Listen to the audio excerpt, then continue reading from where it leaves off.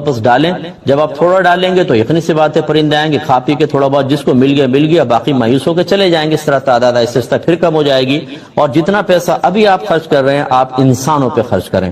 اگرچہ انسان اشرف المخلوقات ہے، لیکن اس کے لیے اسباب اور ذرائع وہ نہیں ہوتے جو جانوروں کے ہوتے ہیں، کیونکہ ہم میں تزکیہ نفس بھی ہوتا ہے، عزت نفس بھی ہوتی ہے، دیگر مسائل بھی ہوتے ہیں. اس وجہ سے انسانوں کی کفالت انسانوں پہ ڈالی گئی ہے.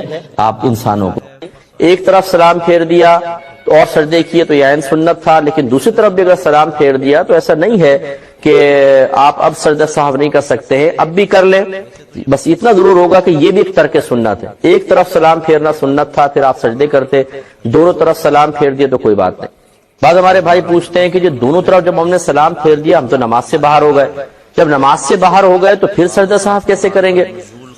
دیکھیں مسئلہ یہ نہیں ہے کہ آپ دوسرے سلام سے نماز سے باہر ہوتے ہیں، بلکہ مسئلہ تو یہ ہے کہ جیسے آپ پہلا سلام پھیرتے ہیں آپ نماز سے باہر ہو جاتے ہیں. دوسرا سلام تو پھر وہ نبی کریم صلی اللہ علیہ وسلم کی سنت کریمہ ہے اور اس کو پورا کرنے کے لیے ہم دوسرا سلام بھی پھیرتے ہیں. لہذا یہ تعجب تو پہلے سلام کے اوپر ہی ہونا چاہیے کہ سلام پھیرنے کے بعد جب ہم نماز سے باہر ہو گئے تو پھر دو سجدے کرنا اور پھر اس کو نماز کے اندر تصور کرنا، یہ کیسے؟ تو یہ واقعی خلاف قیاس ہے. امام اعظم ابو حنیفہ رضی اللہ تعالی عنہ کے نزدیک پہلے سلام پھیرا جائے گا پھر دو سجدے کیے جائیں گے، اور یہ امام شافعی رحمۃ اللہ علیہ کی دلیل ہے کہ سلام پھیرنے کے بعد تو انسان نماز سے باہر ہو جائے گا، پھر دو سجدے کیسے کریں گے؟ امام اعظم رضی اللہ تعالیٰ عنہ کے نزدیک نبی کریم صلی اللہ علیہ وسلم کا عمل مبارکہ ہے. صحیح احادیث سے ثابت ہے کہ سرکار نے پہلے سیدھی جانب سلام پھیرا ہے، اس کے بعد دو سجدے کیے ہیں.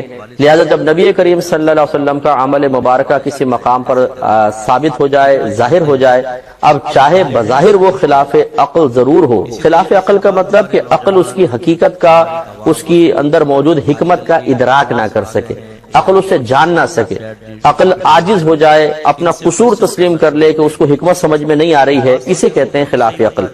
ایک ہم کہتے ہیں تم بڑی خلاف عقل بات کہہ رہے ہو، وہ معاذ اللہ بے وقوفی والی بات کو کہتے ہیں. جب شرعی اصطلاح میں خلاف عقل یا غیر معقول مسئلہ کہتے ہیں تو اس سے مراد یہ نہیں ہوتا کہ بے وقوفانہ مسئلہ، معاذ اللہ ثم معاذ اللہ، بلکہ اس سے مراد یہ ہوتا ہے کہ عقل اس کی حقیقت اور اس میں موجود حکمت کو پہچان نہیں پاتی ہے، عاجز ہو جاتی ہے، تو ہم کہتے ہیں یہ غیر معقول مسئلہ ہے یا خلاف عقل مسئلہ ہے. تو یہ خلاف عقل یا خلاف قیاس مسئلہ ہے کہ پہلے سلام پھیرا جائے، پہلے سلام سے انسان نماز سے باہر ہو جاتا ہے، لیکن ہمارے نبی کریم صلی اللہ علیہ وسلم نے پھر دو سجدے اس کے بعد کیے ہیں. لہذا جب سرکار کا عمل ثابت ہو گیا اور چونکہ آپ ہی شارع علیہ السلام ہیں، شریعت سکھانے والے تو آپ ہی ہیں، اپنے قول سے اپنے عمل سے آپ نے ہمیں شریعت سکھائی ہے. اور اللہ تعالیٰ فرماتا ہے لقد کان لکم فی رسول اللہ اسوۃ حسنہ، ضرور بے شک نبی کریم صلی اللہ علیہ وسلم کی زندگی میں، حیات میں تمہارے لیے بہترین عملی نمونہ ہے. تو بس پھر جب اللہ نے حکم فرما دیا، اشارہ کر دیا ہے کہ اس میں بہترین تمہارے لیے بہترین عملی نمونہ ہے، تو اس عملی نمونے کو اختیار تو کرنا ہی ہوگا.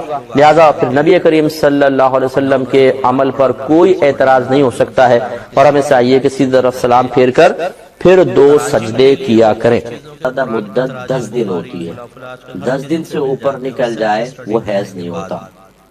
ایک اصول یاد رکھیں. دوسرا یہ کہ دو حیضوں کے درمیان کم از کم 15 دن کا پاکی کا فاصلہ لازم ہے.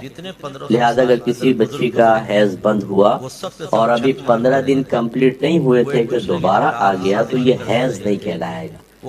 15 ڈیز کمپلیٹ ہوں گے. مثلا اگر 12ویں روز ہی آگے جیسے آپ کہہ رہی ہیں 12ویں 13ویں روز، تو 12 13 14 15 یہ 4 دن اگرچہ بلیڈنگ ہوئی ہے لیکن یہ حیض نہیں ہے.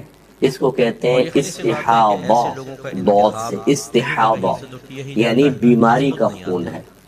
تو حیض کے اندر نماز روزہ منع ہوتا ہے، لیکن جب بیماری کا خون ہو، استحاضہ ہو، تو اس میں نماز روزہ منع نہیں ہوتا. لہذا جب آپ کا حیض بند ہوتا ہے اس کے بعد کم از کم 15 دن آپ کے پاکی کے ہی ہیں. اس کے بیچ میں اگر کوئی بلیڈنگ وغیرہ ہوتی ہے، آپ کوئی مطلب ایسی چیز کہ جس سے کپڑے پہ نہ لگے روک سکتی ہیں اس کو، اور نماز آپ کو بہرحال ادا کرنی ہوگی. ہاں جب 15 دن گزر جائیں اب اس کے بعد وہی حساب ہوگا جیسے میں نے ابھی آپ کو اصول بتایا کہ کم از کم 3 دن آگے آتا ہے تو حیض، ورنہ اس سے زیادہ 10 دن تک. تو حیض ہی ہوگا، 10 دن کے بعد پھر استحاضہ سٹارٹ ہوتا ہے۔ تو یہ اپنے ذہن کے اندر مسئلہ رکھیں۔ لہٰذا اگر آپ ایسا کر رہی ہیں کہ 8-9 دن حیض آیا، بند ہو گیا، اور پھر 12ویں دن 13ویں دن آ گیا اور آپ اس کو حیض سمجھ کے نماز چھوڑ دیتی ہیں، حالانکہ بھی 15 ڈیز پورے نہیں ہوئے، تو آپ گناہ کبیرہ کی مرتکبہ ہیں، اور 2 گناہ آپ کے نام اعمال میں لکھے جائیں گے، ایک علم نہ سیکھنے کا گناہ اور ایک وہ نماز قضا کرنے کا گناہ۔ تو امید ہے کہ آپ بات کو سمجھی ہوں گی۔ دوسرا بات یہ ہے کہ جب حالت حیض ہو تو قرآن کو قرآن کی نیت سے نہیں پڑھ سکتے ہیں۔ باقی اذکار، ذکر، درود پاک، کلی وغیرہ کر کے ہماری بہنیں پڑھ سکتی ہیں، لیکن قرآن پاک کو زبان سے پڑھنا منع ہے۔ ہاں، ذہن میں یا دل میں پڑھ سکتی ہیں، جیسے آپ موبائل ہاتھ میں لے لیں، زبان بالکل نہ ہلائیں، نگاہوں سے پڑھ رہی ہیں آپ، یہ جائز ہے۔ لیکن اگر آپ زبان سے پڑھیں گی تو یہ ناجائز ہوگا۔ جو ہماری معلمہ سسٹرز ہوتی ہیں، وہ اگر بچیوں کو قرآن پڑھاتی ہیں تو ان کے لیے پھر حکم یہ ہوتا ہے کہ یا تو ان دونوں ناغہ کر لیں اور یا پھر توڑ توڑ کے پڑھائیں، ایک ایک لفظ، جیسے الحمد للہ رب العالمین، بیچ میں وقفہ کر کے، اور یہ لفظ بھی جب ادا کر رہی ہیں تو قرآن کی نیت نہ کریں، بس یہ کہ میں عربی ورڈ پڑھ رہی ہوں، بس اس طرح، تو یہ جائز ہوتا ہے۔ ورنہ کم از کم ایک آیت اگر پوری پڑھتی ہیں یا ایک لفظ بھی قرآن کی نیت سے پڑھتی ہیں تو بہرحال گناہگار ہوں گی، اس پہ اللہ کی بارگاہ میں توبہ کرنی ہوگی۔ ایک بسم اللہ الرحمن الرحیم، پہلے کال لیتے ہیں۔ السلام علیکم۔ وعلیکم السلام۔ جی اچھا مفتی صاحب، میری بہن ہے اور دور پاس کی، اس کا بچے بھی نہیں، کشا بھی نہیں ہے، اچھا، اس کی قومی بچت پیک ہے، اور مسجد بھی دینا چاہنی ہے، قربانی بھی کرنا چاہنی ہے، آپ بتائیں اس کا حل۔ چلے میں بتاتا ہوں ان سے کوشچن کرنا شروع ہو گئے ہیں۔ ٹھیک ہے، ایک اور کالر ہے۔ السلام علیکم۔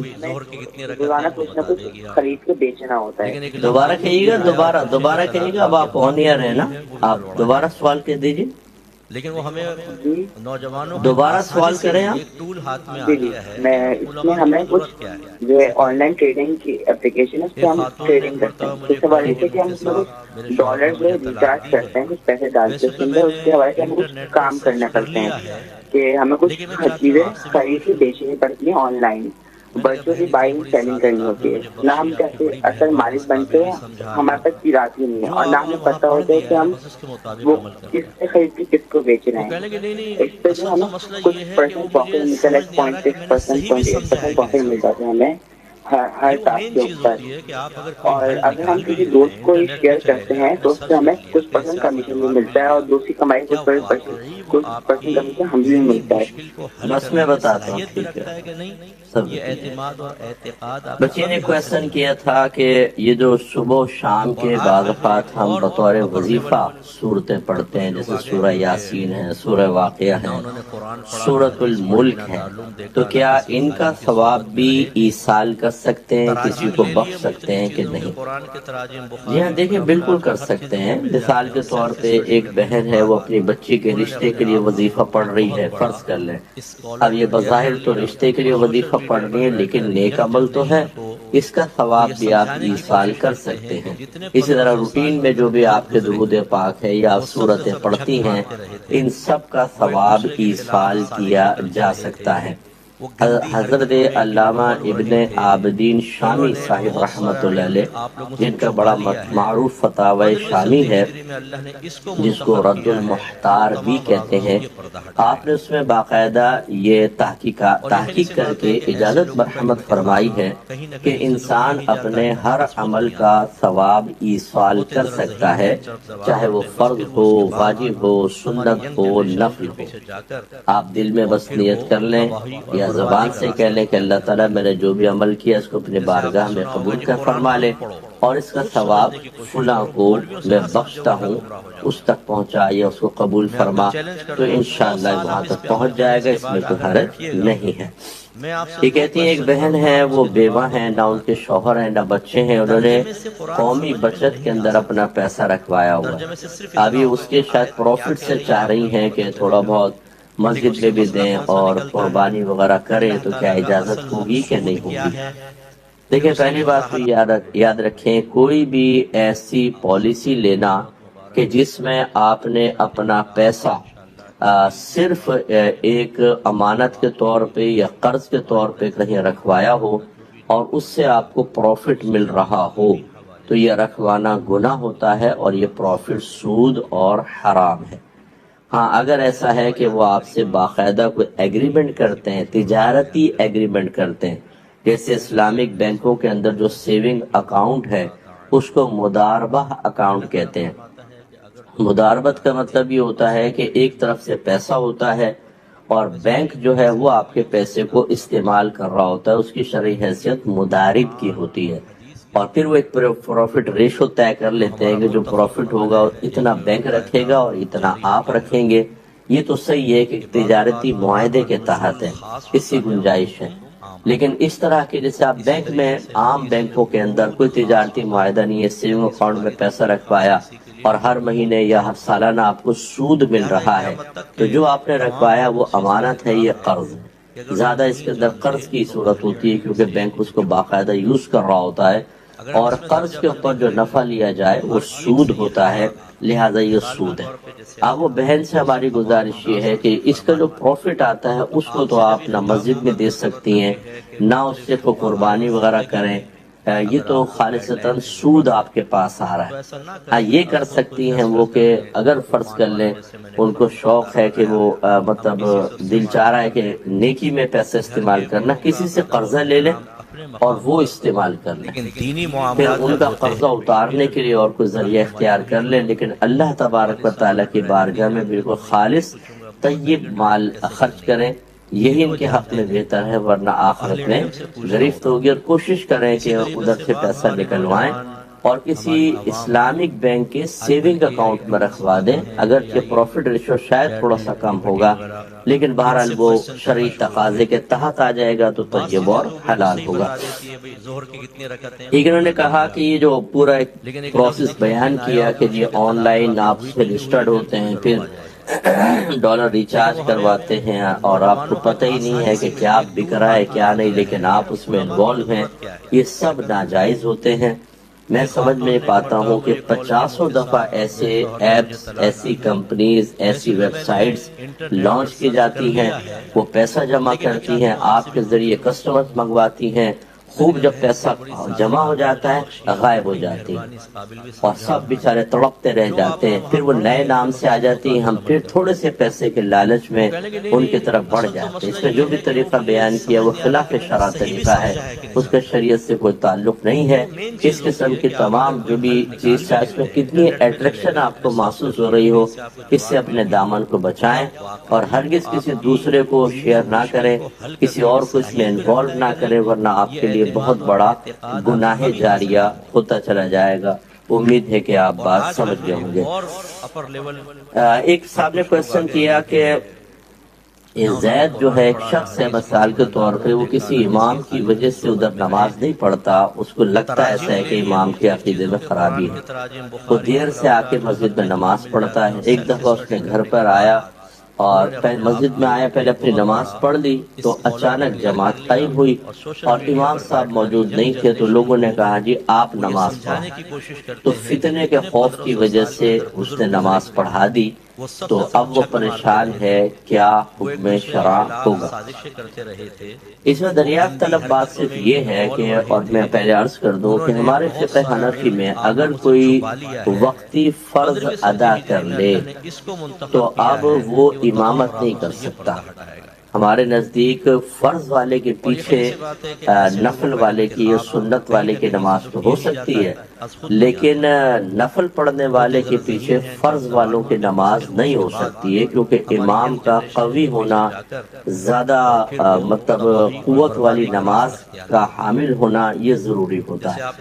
لہذا اس کی روشنی میں جب اس زید نے نماز پڑھ لی تھی تو اس کا فرض ادا ہو چکا تھا، اب وہ جب کھڑا ہوا، چاہے اس نے عشاء کی یا جو بھی نماز نماز کی اس کی نیت کر لی، لیکن جب ایک دفعہ فرض ادا ہو گئے پھر آپ چاہے دوبارہ فرض کی نیت سے کھڑے ہوں، وہ فرض ہوں گے نہیں کیونکہ فرض تو ادا ہو گئے، نفل بنے گی، اور وہ پیچھے فرض ادا کر رہے تھے تو سب کی نمازیں ضائع کرنے کا سبب بنے۔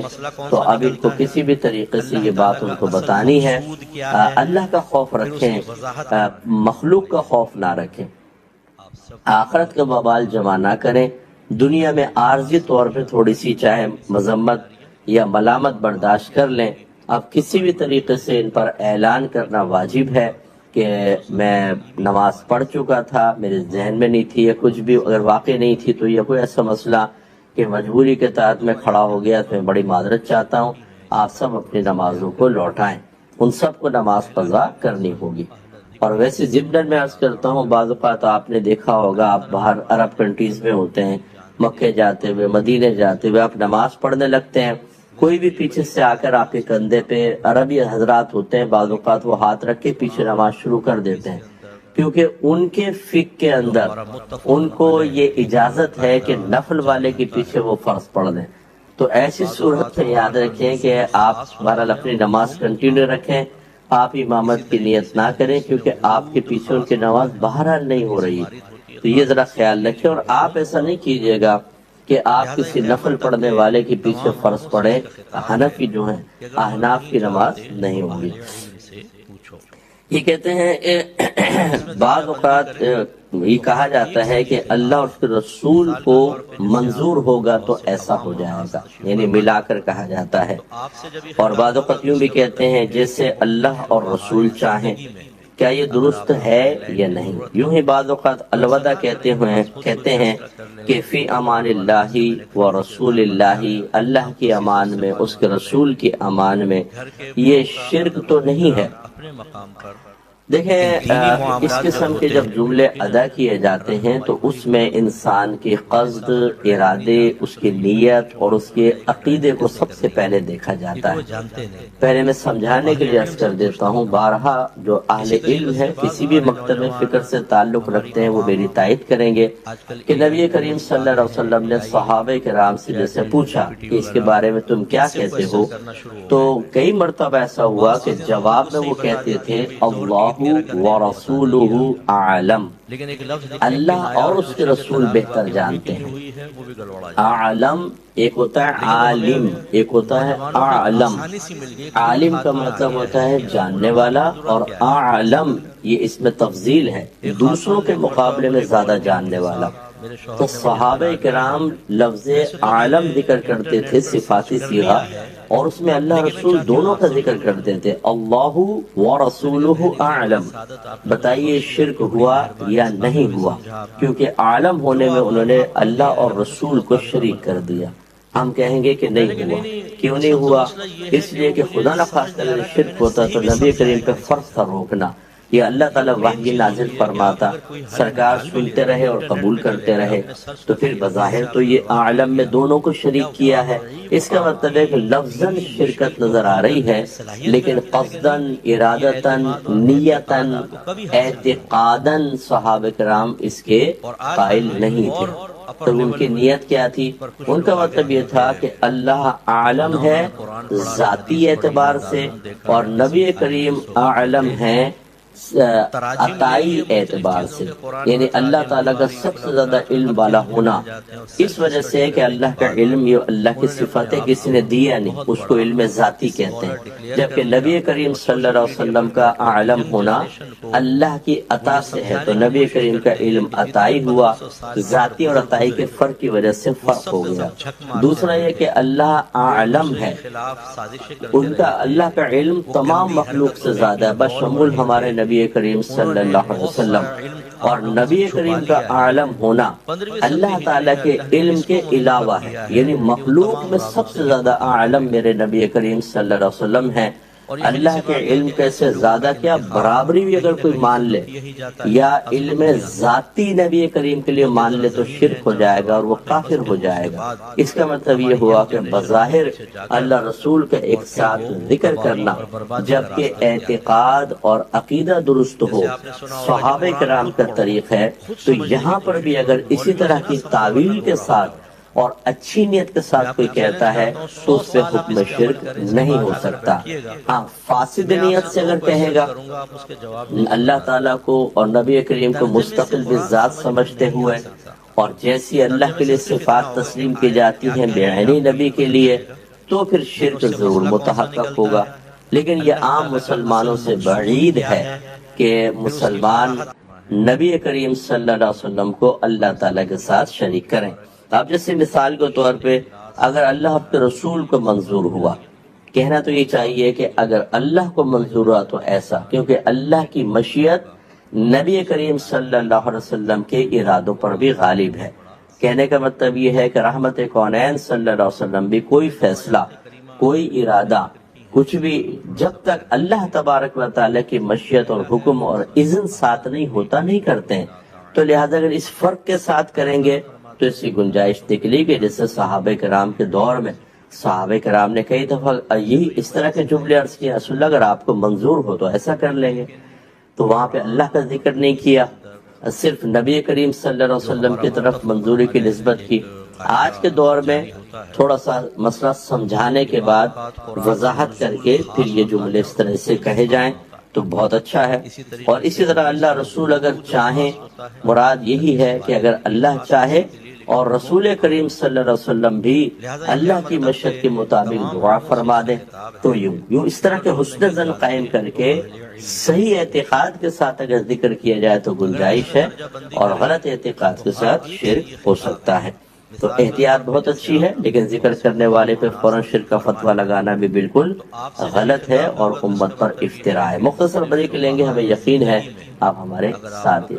بسم اللہ الرحمن الرحیم. ایک بھائی نے کوشچن کیا تھا کہ کیا نفلی روزہ رکھ کر اگر توڑ دیا جائے تو کیا حکم شرع ہوگا، اور اس کی بنیادی وجہ بتاتے ہیں کہ فٹس کے دورے وغیرہ ہوتے ہیں، فٹس بچپن سے ہی ہے، تو ایسا روزہ رکھ کر ہوا تو نفلی روزہ توڑ دیا گیا، حکم شرع کیا ہے. دیکھیں نفلی روزہ بوقت ضرورت بالکل توڑا جا سکتا ہے اور بعد میں اس کی قضا کر لی جائے. اور اس طرح عذر کے سبب تو اگر فرض روزہ بھی توڑا جائے تو کوئی گناہ نہیں ہے، لہٰذا یہاں بھی گناہ وغیرہ کا کوئی تصور نہیں ہوگا، بعد میں بس اس کی قضا کر لی جائے. کسی نے پوچھا تھا، کسی نے کہا کہ ایک شخص نے یوں کہا کہ سب سے بڑی غلامی تو نفس کی غلامی ہے اور یہ سب سے بری غلامی ہے. کافر کی غلامی بھی اتنی بری نہیں، کیونکہ اس کی غلامی میں تو معاذ اللہ انبیاء بھی چلے آئے. کیا حکم شرع ہے؟ اور اس نے مثال یہ دی کہ دیکھیں فرعون حاکم تھا اور موسیٰ علیہ السلام محکوم تھے. دیکھیں یہ اس طرح کے جملے نہیں کہنے چاہیے. میں سب اپنے ینگسٹرز سے خاص طور پہ گزارش کرتا ہوں کہ اس طرح آج کل تو مطلب یہ سوشل میڈیا پہ میں دیکھتا ہوں دل بہت جلتا ہے کہ دینی معاملات میں بہت ہی جرأت مندانہ انداز سے تنقیدات کی جا رہی ہیں علماء حضرات پر. قرآن حدیث کے صریح قرآن کا انکار، حدیث کا انکار. بس وہ کسی عالم صاحب نے بیان کیا تو یہ نہیں دیکھا کہ انہوں نے قرآن سے کیا، حدیث سے کیا. ان عالم کا رد کرنے کے لیے ہمارے ینگسٹرز قرآن و حدیث کا بعض اوقات انکار کر دیتے ہیں. تو کوئی بھی نبی کبھی کسی بادشاہ کی غلامی کے اندر نہیں آیا. یاد رکھیں ایک حاکم اور پھر ایک رعایا کا معاملہ کا الگ ہوتا ہے، وہ غلامی نہیں کہلاتی. غلام تو تب ہو کہ جب کسی کو پکڑ کر بیچ دیا جائے. حضرت یوسف علیہ السلام بھی غلام تو نہیں تھے، وہ تو ایک آزاد تھے، وہ غلام بنے ہی نہیں تھے. تو وہ ان کی اگر نیلامی وہاں پہ مصر کے اندر جیسے بعض روایات کے مطابق ہوئی اور والی مصر نے آپ کو خریدا تو اس نے بھی آپ کو غلام کو ہی بنایا تھا. انہوں نے تو اپنا بیٹا بنا لیا تھا کیونکہ اس کے ہاں کوئی بیٹا نہیں تھا. تو کوئی بھی نبی ایسا نہیں ہے کہ وہ اس طرح کی غلامی کے معاملات میں آئے، کیونکہ غلامی میں ذلت کا پہلو بہت زیادہ ہے اور اللہ تبارک و تعالی ہمیشہ اپنے نبیوں کو اس قسم کے معاملات سے بچاتا ہے. تو یہ تو اس کی بات بالکل درست ہے کہ نفس کی غلامی بہت بری چیز ہوتی ہے. لیکن دوسرا جو معاملہ کہا وہ مناسب نہیں تھا، اسے اللہ کی بارگاہ میں توبہ کرنی چاہیے۔ ایسے ہی کہتے ہیں کہ کسی نے کہا کہ حضرت خضر علیہ السلام حضرت موسیٰ علیہ السلام کے استاد ہیں، حالانکہ حضرت موسیٰ حضرت خضر سے بڑے درجے والے نبی ہیں، اور حضرت خضر کی ان کے سامنے کوئی حیثیت نہیں ہے موسیٰ علیہ السلام کے مقابلے میں۔ تو یہ باتیں درست ہیں یا نہیں ہیں؟ دیکھیں، حضرت خضر علیہ السلام حضرت موسیٰ علیہ السلام کے استاد نہیں تھے۔ استاد تو وہ ہوتا ہے جو چیز کو سکھاتا ہے، علم کو سکھاتا ہے۔ انہوں نے کچھ سکھایا نہیں تھا، انہوں نے تو جب اصل میں حضرت موسیٰ علیہ السلام بیان کر رہے تھے، ایک شخص کھڑا ہوا کہ کیا آپ سے اس امت میں کوئی عالم ہے زیادہ جاننے والا؟ تو آپ نے فرمایا کہ نبی سب سے زیادہ جاننے والے ہوتے ہیں۔ تو پھر اللہ تبارک و تعالی نے چند جو علوم تھے، اللہ کی حکمت کا علم جو خضر علیہ السلام کو اللہ تعالی نے عطا فرمایا تھا، اس کے انکشاف کے لیے موسیٰ علیہ السلام کو فرمایا کہ ان کے پاس اس چیز کا علم ہے جو آپ کے پاس نہیں ہے، اس وقت تک موسیٰ علیہ السلام کو نہیں دیا گیا تھا۔ تو آپ ان کے پاس جائیں، وہ آپ کو دکھائیں گے کہ کیسے اللہ تبارک و تعالیٰ کے معاملات حکمت کے تحت ہوتے ہیں۔ تو اس سے ان کا استاد ہونا لازم نہیں آتا۔ اگر استاد ہوتے تو پھر تو وہ سکھاتے کہ کس طریقے سے حکمت کو جانیں گے، اور اس میں کوئی فارمولہ کوئی ہوتا۔ حضرت خضر علیہ السلام پر بھی اللہ تبارک و تعالیٰ نے اپنے افعال کی حکمتیں خود منکشف فرمائیں، انہوں نے کوئی باقاعدہ تھیوری کوئی سیکھی تھی۔ تو یہ استادی شاگردی والا تو نہ کہیں، اور بالکل حضرت موسیٰ علیہ السلام حضرت خضر علیہ السلام سے بڑے درجے کے نبی ہیں۔ لیکن یہ یاد رکھیں، انبیاء علیہ السلام میں اگر تقابل کروایا جائے تو اگر اس طرح کہا جائے کہ کسی ایک نبی کے لیے تحقیر کا اور حقارت کا سا پہلو نکلے، یہ بالکل ٹھیک نہیں ہے۔ جیسے ایک حدیث ہے کہ نبی کریم صلی اللہ علیہ وسلم کی جگہ سے گزرے تو صحابہ کرام نبی کریم صلی اللہ علیہ وسلم کو حضرت موسیٰ علیہ السلام پر فوقیت دے رہے تھے، تو آپ نے فرمایا کہ مجھے موسیٰ پر فوقیت مت دو، حالانکہ خود نبی کریم نے ارشاد فرمایا کہ انا سید الاولین والآخرین، میں پہلے والوں کا بھی سردار ہوں، بعد والوں کا بھی سردار ہوں۔ اس فرمان رسول سے تو ظاہر ہوا کہ آپ کو یقیناً فوقیت حاصل ہے، لیکن صحابہ کو منع بھی فرما رہے ہیں۔ اس کی تطبیق یوں پیدا کی گئی، علماء نے فرمایا شرح یہ ہے کہ صحابہ کرام میں سے بعض اس انداز سے نبی کریم کی فضیلت کو ذکر کر رہے تھے کہ جس میں موسیٰ علیہ السلام کے لیے تھوڑا سا اس طرح کا پہلو نکل رہا تھا، کمی کا پہلو۔ تو نبی کریم نے یوں گویا کہ فرمایا کہ مجھے اس طرح فضیلت نہ دو کہ کسی نبی کے لیے تحقیر کا پہلو نکلے۔ یہ آپ بات سمجھ گئے ہوں گے، تو اس طرح کے جملے ہرگز نہ کہے جائیں۔ یہ کہتے ہیں کہ کیا یہ صحیح ہے کہ جب فرعون غرق ہو رہا تھا تو حضرت جبرائیل اس کے منہ میں خاک ڈال رہے تھے، مٹی ڈال رہے تھے، کیا یہ صحیح ہے؟ بھائی ایسی کوئی روایت میری نگاہ سے تو نہیں گزری، ہو سکتا ہے کوئی اسرائیلی روایات موجود ہوں، آپ نے پڑھی ہو، لیکن بہرحال میری نگاہ سے نہیں گزری، اور نہ اس کے منہ میں مٹی ڈالنے کا کوئی کوئی وجہ سمجھ میں آتی ہے۔ تو پہلی ذلت کے اندر مبتلا تھا، شدید قسم کی، تو مٹی ڈال کے کیا ہوتا؟ قرآن اور حدیث میں جو میں نے پڑھا ہے اس میں میں نے کہیں ایسی چیز نہیں پڑھی۔ ایک بھائی نے پوچھا ہے کہ ہمارے یہاں گاؤں کے اندر جو کوئی عورت اگر ایسی ہو کہ جادو وغیرہ ٹولے کے اندر معروف ہو جاتی ہے تو ہم اس کو دیہاتی زبان میں ڈائن کہتے ہیں۔ تو ایک ایسی عورت ہمارے گاؤں کے اندر ہے جو بہت زیادہ انہی معاملات کے اندر انوالو ہے، اور بڑی مشہور تھی کئی حادثات کے اندر کہ اس نے ایسا کام کیا ہے، جادو ٹونا وغیرہ۔ تو جب اس کا انتقال ہوا تو کیا ہم اس کا جنازہ پڑھیں یا نہ پڑھیں؟